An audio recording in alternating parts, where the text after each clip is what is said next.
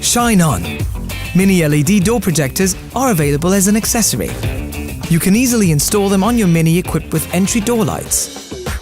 The projectors have the Mini logo installed by default.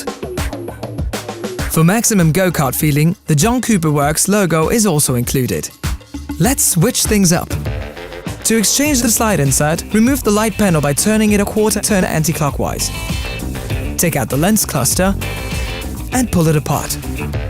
Now you can replace the slide insert with another. Watch. The top has to face up. Push the lens cluster back together and put it back into the door protector.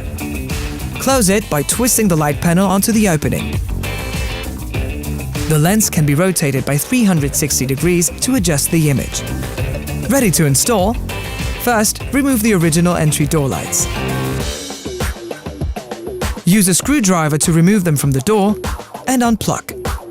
Please note, depending if the plug in your Mini points towards rear or front, the installation direction of the projector differs.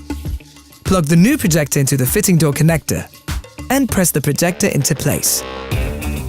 Repeat this for the other doors. And done. Check out our other how-to videos for more about your Mini.